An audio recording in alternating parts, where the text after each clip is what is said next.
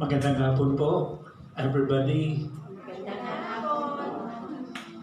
Ako po ay nagpapasalamat sa Panginoon for giving me this wonderful opportunity na muli pong makabalik dito sa Hong Kong and makasama kayo, makita kayo face to face. Salamat sa Panginoon for His preserving grace sa buhay ng bawat isa sa atin. And bagamat it's a bit disappointing dahil hindi po natuloy ang anniversary natin. Sayang yung pamasahe namin na hindi natuloy ang celebration. Nevertheless, sabi ni Manay kanina, with typhoon or without typhoon, ang pagpuri, ang pagsasamba, at paglilingkod sa Panginoon dapat tuloy-tuloy. Amen. So, the show must go on. Tuloy tayo. And this afternoon, katulad ng shinare ko kahapon sa mga taga-Sabado, ang focus ng ating reflection ay kay Joseph sa Old Testament. Ano po ba ang gawin natin? Pagsunod-sunod at saka patong-patong ang mga crises, ang mga frustrations, ang mga disappointments, mabibigat, masasakit ng mga experiences ang dumarating sa mga buhay natin or nai-encounter natin along the way sa ating journey, sa ating pagsusunod, paglilingkod sa Panginoon. Let me start by saying na wala hong may isang tao, wala hong may isa sa atin na including kaming mga pastor na exempted from the trials and tribulations of life dito sa lupa. As you have heard me several times, we live in an imperfect world, inhabited by imperfect people, doing imperfect things. Kaya, whether we like it or not, sooner or later, kahit tayo nag-iingat, pero ibang mga tao, nabibiktima tayo sa mga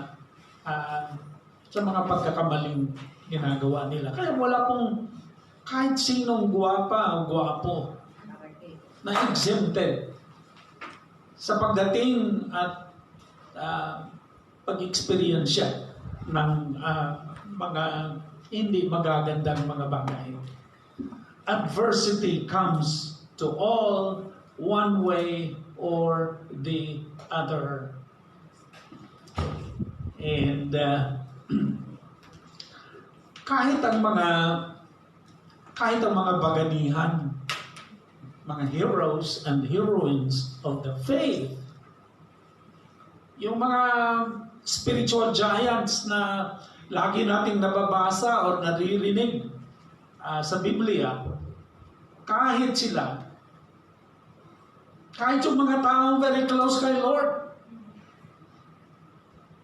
kahit yung mga tao na very matured na sa pananampalataya, they too had their own share of trials and tribulations in life dito po sa lupa. For example, ang experience ni Job. Job was very close with the Lord. Job was a righteous man. Pero sunod-sunod, patong-patong ang mga crises, ang mga disappointing, masasakit na mga experiences na dumating kay Job. Right? But today, hayaan muna natin si Job, isantabi natin siya, at mag-focus tayo sa experience ni Joseph. Okay? Joseph in the Old Testament, hindi yung Joseph na boyfriend ni Mary. Right? Magkaiba silang dalawa.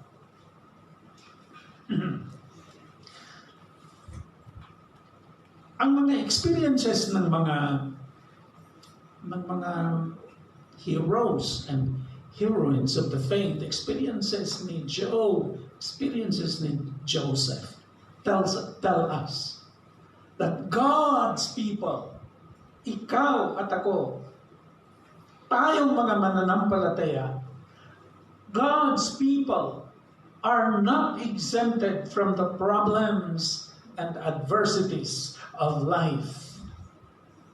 Mga kapatid, bad things still happen to good people.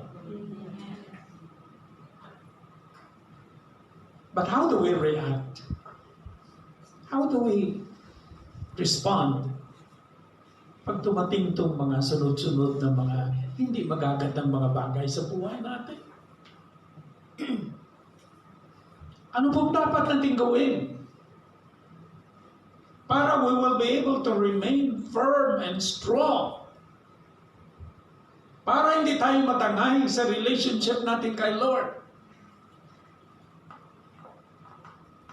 How do we handle adversities sa ating buhay at pamumuhay?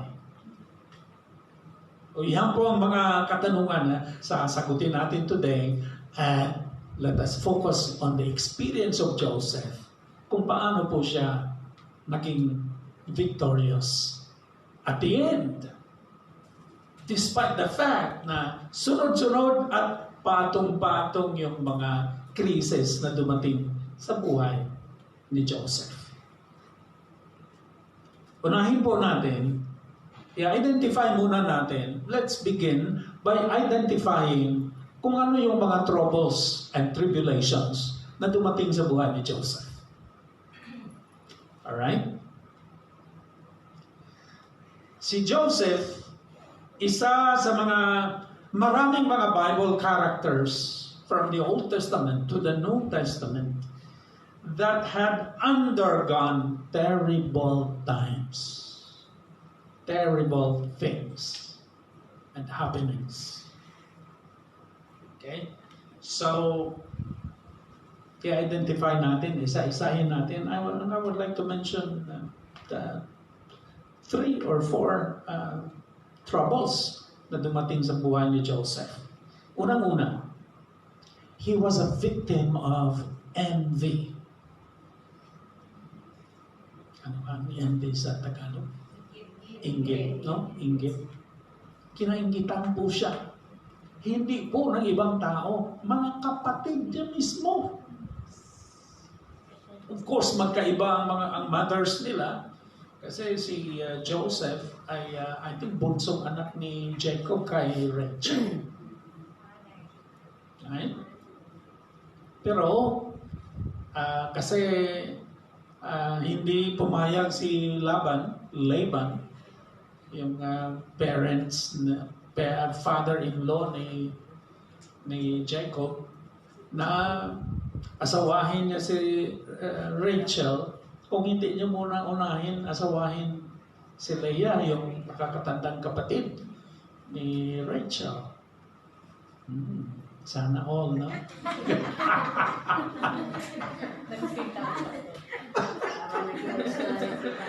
Joke lang po. Ay, mga nanonood dyan, joke lang po yun. Kaya, maraming naging anak si Jacob with Leah. 12 nga sila lahat, di ba? Right? So, 10 kay Leah. Naku, dami. Right? Imagine 7 years bago na pangasawa ni Jacob si Rachel. Ano po? Right? 2 lang ang anak ni Jacob with Rachel. Kaya lang, ewan ko kung ano ang andun kay Joseph. Bakit? Ganun na lang ang pagkaingit ng kanyang mga kapatid. But according to the Bible, Joseph was a dreamer. In other words, a boy of vision. Dami niyang, dami niyang mga dream sa buhay. Dami niyang alam, nakikita in the future. Kaya nainggit yung kanyang mga kapatid. Plus, paborito siya ni Jacob na anak. Ay, mga parents, be careful with favoritism. Right? Kasi yung mga pinapaborito nating mga anak, kakaingitan ng mga kapatid yun. Lalo na wala kayo doon. Right? So anyway, that is an aside. Joseph became a victim of jealousy or envy from his or by his very own brothers. Minsan medyo okay na kinaingitan ka o sinisiraan ka ng ibang mga tao. Pero mas masakit kung kadugo mo mismo. Mga kapatid niya mismo. Right?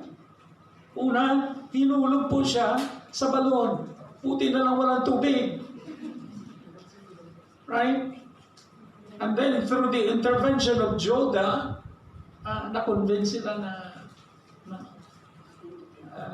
and then na hindi patayin, ay hulog na lang sa bubon, yun ang kay Judah. And then later on, nung may paraan na mga negosyante from Gilead papuntang Egypt, si Reuben nagsabi sa kanyang mga kapatid, ibenta na lang natin si Joseph, huwag na lang natin siya patayin. Huwag natin siya hayaan mamatay doon sa ilalim ng balon. Ibenta natin siya. Magkapera pa tayo. So, yan po ang nangyari because of jealousy or envy. Yun po ang ginawa kay Joseph. Naging victim po siya. Dami pong sufferings na nadaanan, na experience siya ni Joseph dahil po sa envy. Siguro tayo din. One way or the other, naging victim din tayo ng inggit ng ibang mga tao. Ano to, especially yung mga pangit sa atin.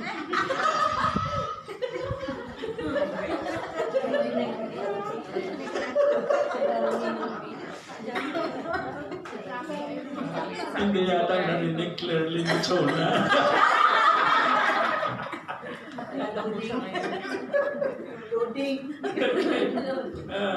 But, mga kapatid, Joseph was not only a victim of envy or jealousy.